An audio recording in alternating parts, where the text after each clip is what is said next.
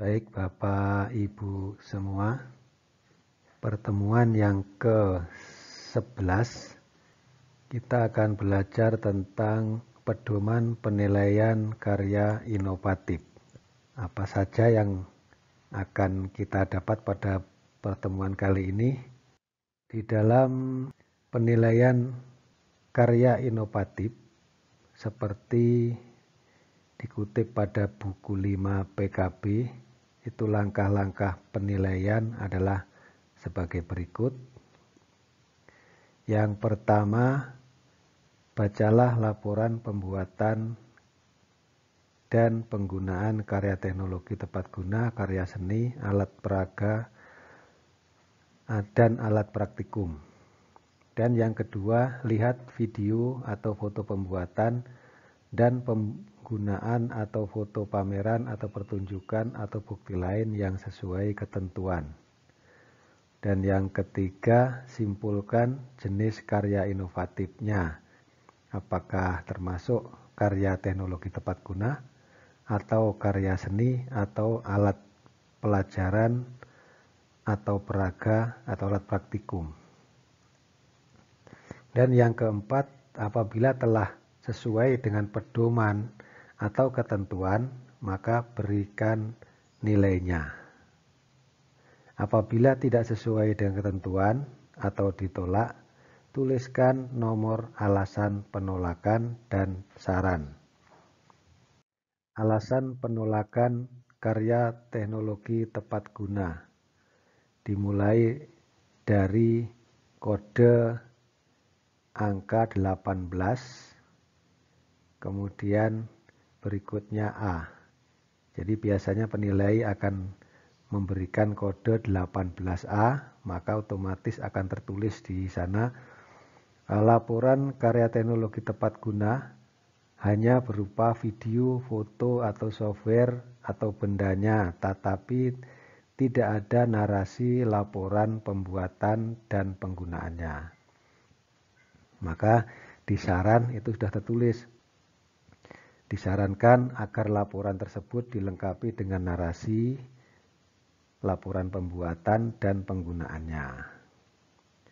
Berikutnya B. Laporan karya teknologi tepat guna yang dikirimkan tidak disertai foto atau video atau software. Jadi kebalikan dengan yang A tadi. Kalau yang A, video, software, foto ada, tapi laporannya nggak ada. Kalau yang B, laporannya ada, tapi video, foto, softwarenya tidak ada. Maka disarankan agar laporan tersebut dilengkapi dengan foto, video, atau softwarenya. Kemudian berikutnya yang C, laporan pembuatan penggunaan karya teknologi tepat guna yang dikirimkan tidak ada pengesahan dari kepala sekolah atau pejabat yang berwenang.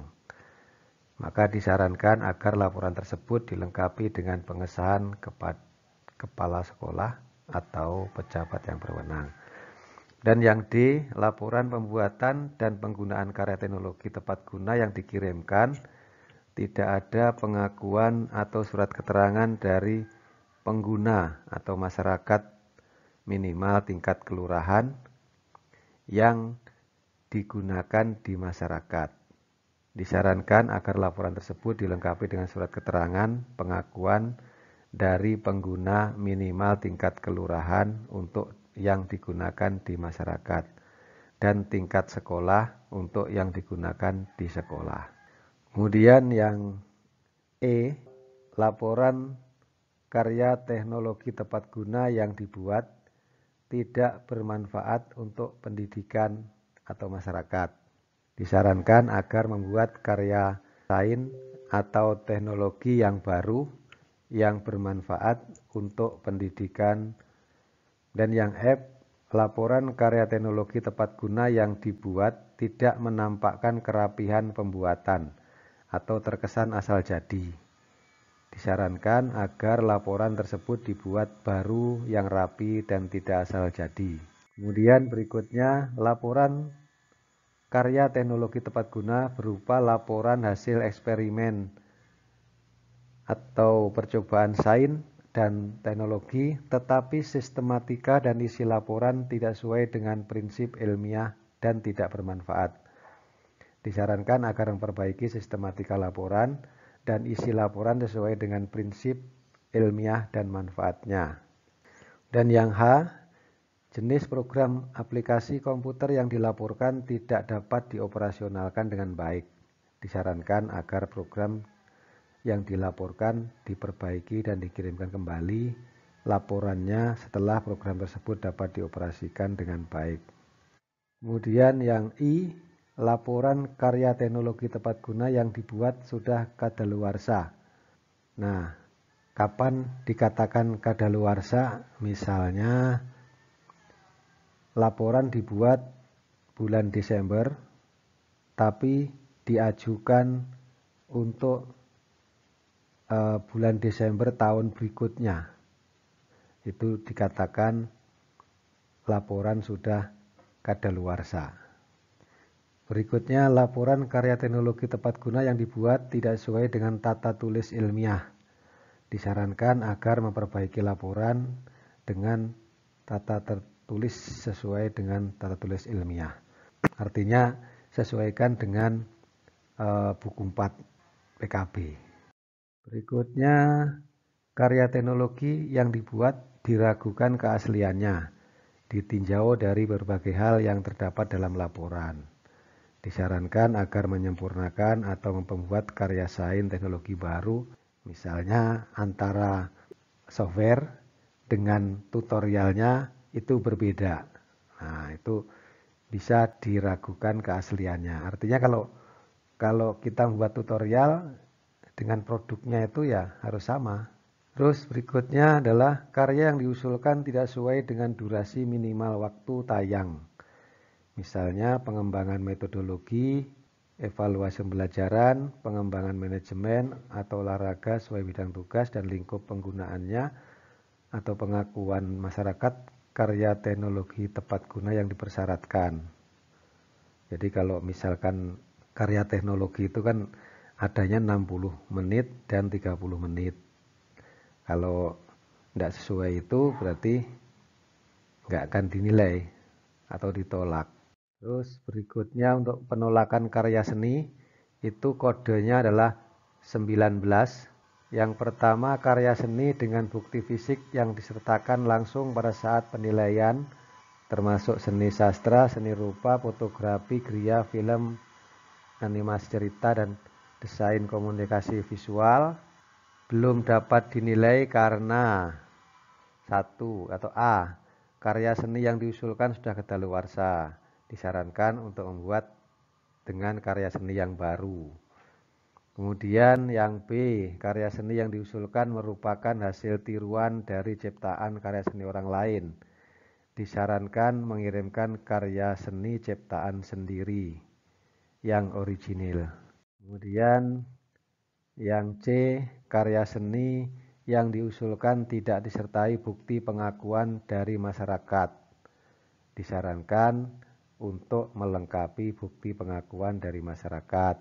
Bisa jadi itu diikutkan dalam pameran, kemudian memperoleh penghargaan lomba karya seni minimal tingkat kabupaten, atau dipublikasikan dalam media massa ber-ISSN atau disiarkan melalui media elektronik.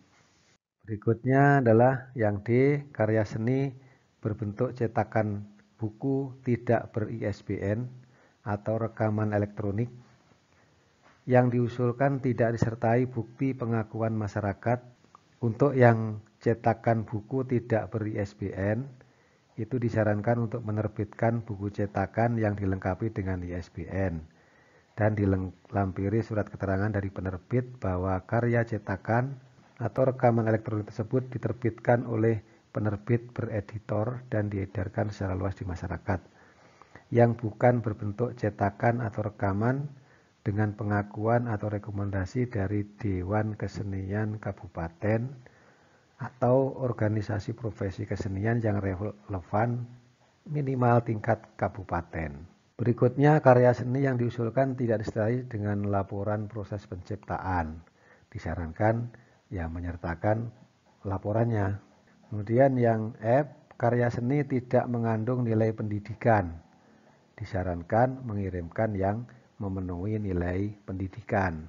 Kemudian berikutnya adalah karya seni yang diusulkan tidak menyertakan surat keterangan keaslian dan kepemilikan karya dari kepala sekolah.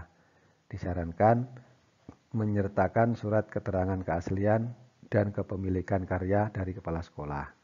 Kemudian berikutnya karya yang diusulkan tidak sesuai dengan jumlah atau durasi. Disarankan untuk melengkapi jumlahnya atau durasinya sehingga sesuai dengan persyaratan. Nomor 20, itu karya seni yang bukti fisiknya tidak disertakan langsung. Sebagai penggantinya berupa foto. Pada saat penilaian, itu karya seni tidak atau belum dapat dinilai karena 1. Karya seni yang diusulkan sudah kadaluarsa. Disarankan untuk membuat karya seni yang baru. Kemudian karya seni diusulkan merupakan hasil tiruan.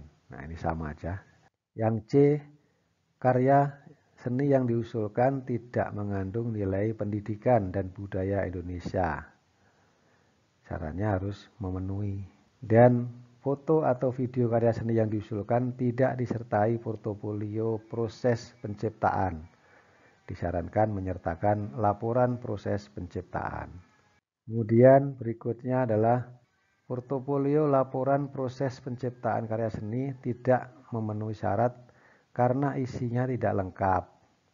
Jadi syaratnya harus ikut aturan pada buku 4. Itu sudah ada sini aturannya seperti apa. Berikutnya adalah yang F, foto karya seni yang diusulkan tidak sesuai dengan jumlah. Jadi kalau misalkan jumlahnya harus 10, ya harus 10. Kalau kurang dari 10 maka ditolak. Disarankan untuk melengkapi jumlah minimal karya seni. Kemudian durasi. Kalau durasinya itu sudah ditentukan misalkan 30 menit, kalau kurang ya ditolak itu. Jadi sesuaikan dengan durasi minimal yang dipersyaratkan. Kemudian alat peraga. Alat peraga yang diusulkan hasil karyanya tidak disertai narasi laporan pembuatan dan penggunaan. Ya, jadi yang pertama untuk alat peraga adalah hasil alat peraga yang diusulkan itu tidak disertai narasi laporan pembuatan dan penggunaan. Maka ditolak atau disarankan agar menyertakan narasi laporannya. Dan yang kedua, ada laporannya tapi tidak ada barangnya atau foto atau video pembuatan dan penggunaan atau soft copy hasil karya. Disarankan untuk melengkapi. Jadi kalau yang A itu alatnya ada tapi laporannya nggak ada. Kalau yang B laporannya ada tapi alatnya tidak ada. Berikutnya yang C, laporan alat peraga yang dikirimkan tidak ada pengesahan kepala sekolah. Nah ini harus disahkan kepala sekolah. Dan yang D, alat pelajaran atau peraga yang tidak bermanfaat dalam meningkatkan mutu. Jadi kalau dampaknya tidak meningkat mutu sekolah itu, maka alat pelajarannya itu ditolak. Makanya di laporannya harus ditulis dampak itu meningkatkan mutu pembelajaran di sekolah.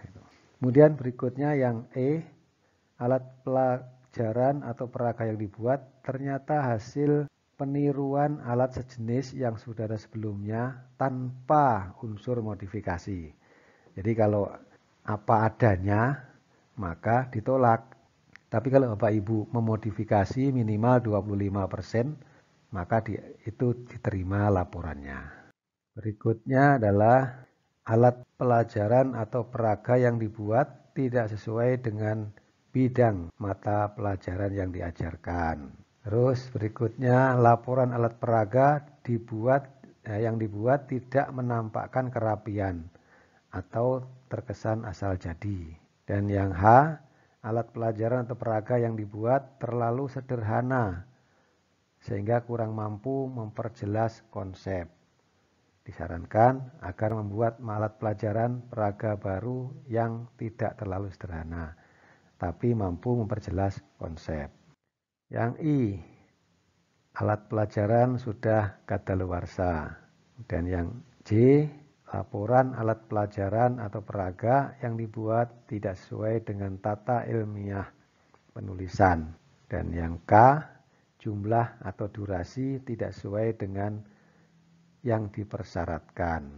Sekarang yang alat praktikum, kodenya 22, alasan penolakan yang A, alat praktikum yang dikirimkan hanya video, foto, atau benda, tapi tidak ada narasi pembuatan. Dan yang B, laporan alat praktikum yang dikirimkan tidak disertai dengan foto atau video pembuatan atau foto penggunaan. Jadi kebalikannya. Kemudian yang C, laporan alat praktikum yang dikirimkan tidak ada pengesahan dari kepala sekolah. Nah, itu yang C. Yang D, tidak bermanfaat bagi pembelajaran. Yang E, tidak rapi, terkesan asal jadi. Berikutnya yang F, kadaluarsa. Yang G, penulisannya tidak sesuai dengan tata tulis ilmiah. Yang H, diragukan keasliannya. I, durasi dan jumlahnya tidak memenuhi syarat. Nah, apakah saya bisa ya? Ini renungan buat kita. Saya akan coba, siapa tahu berhasil diakui. Oke, Bapak Ibu, itu sekilas penjelasan tentang alasan penolakan karya ilmiah. Terima kasih atas perhatiannya.